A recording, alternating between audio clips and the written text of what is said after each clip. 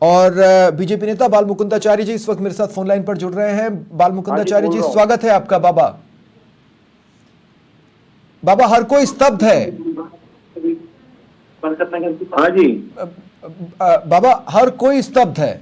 हर कोई स्तब्ध है देवराज की मौत की खबर बिल्कुल। से। मैं भी बड़ा दुखी हूँ। अभी अभी मुझे पता चला मीडिया के माध्यम से कि उदयपुर में जो दुर्घटना घटी उसमें एक मासूम बच्चा 9वीं क्लास का जो अध्ययन कर रहा है अपने विद्यालय में, अपने अपने माता पिता और अपने परिवार, समाज और राष्ट्र की उन्नति के लिए जो अध्ययन कर रहा है, उस बच्चे को इस तरीके से जो दुर्घटना घटी वो ठीक नहीं है।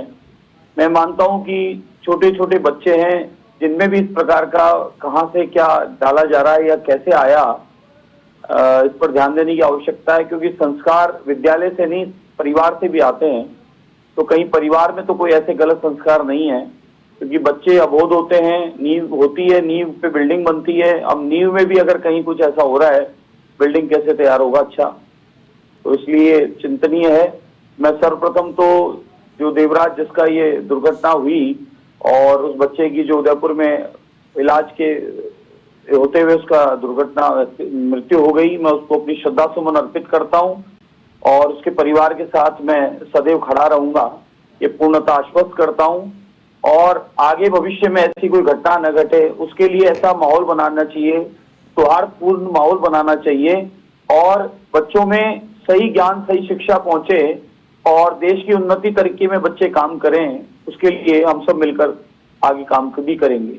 बाबा, समाज बहुत आक्रोशित है, बहुत गुस्से में है। कोई अपील अगर इस आप समय कर न पाए। आक्रोश की आवश्यकता है, न उत्तेजित होने की आवश्यकता है। ये समझने की आवश्यकता है कि हम लोग न तो कोई जिहादी हैं न कोई अनपढ़ हैं, हम लोग सब समझदार हैं। देश की प्रगति उन्नति में सोचना है अपने को, और इस प्रकार की घटनाएं दोबारा न घटित हो उस बारे में विचार करना है और शांतिपूर्ण माहौल रहे, क्योंकि उत्तेजित होने से या क्रोधित होने से नुकसान है, लाभ कुछ नहीं है। अब अपराधियों के पे तो देखिए शिकंजा कस दिया गया है, बुलडोजर चल चुका है, अपराधी जो है वो सलाखों में है और दोबारा नहीं हो उसके लिए पूर्णतः तैयारी है। तो इसलिए न उत्तेजित होना न आक्रोशित होना है। जिस प्रकार से आदरणीय प्रधानमंत्री नरेंद्र मोदी जी ने आने के बाद में कश्मीर में बच्चों के हाथ में गोला बारूद और बंदूक हुआ करती थी, और आने के बाद में आप देखिए कि जब अमित शाह जी और आदरणीय प्रधानमंत्री जी के नेतृत्व में 2014 के बाद सरकार बनी तो धारा 370 भी हटी और आज बच्चों के हाथ में कलम है और कश्मीर में विकास है, समृद्धि है, व्यापार बढ़ रहा है और कश्मीर उन्नति हो रहा है। भारत का मुकुट ताज जिसे कश्मीर हम कहते हैं, वह कश्मीर कश्यप ऋषि की धरती आज उन्नत हो रही है। इसलिए किसी भी विवादित बात में या विवाद में पड़ने से अच्छा है देश की उन्नति और तरक्की में सबको साथ देना। लेकिन बाबा, सोचनीय विषय यह है कि बच्चों के हाथ में चाकू पहुंच कैसे गया? मैंने यही कहा भी कि संस्कार परिवार से भी आते हैं।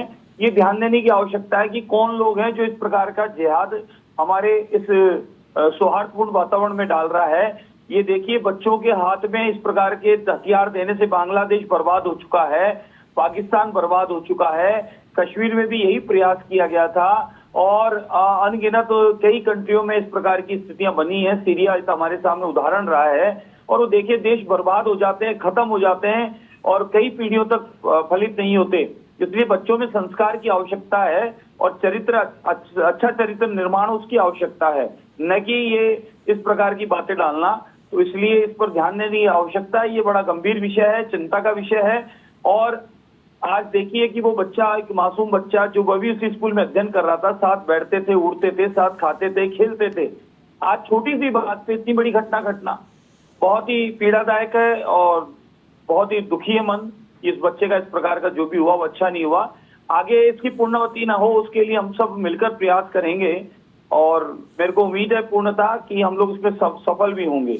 बाबा, एक सवाल और लूंगा और मैं आपको बताना चाहता हूं कि रामायण में प्रभु श्री राम का किरदार देवराज निभाया करता था। अच्छा, उनसे मेरा संपर्क कट गया है। देखिए, अपील की है कि आक्रोशित ना हो। बच्चों का ये झगड़ा था। आचार्य बाल मुकुंदाचार्य ने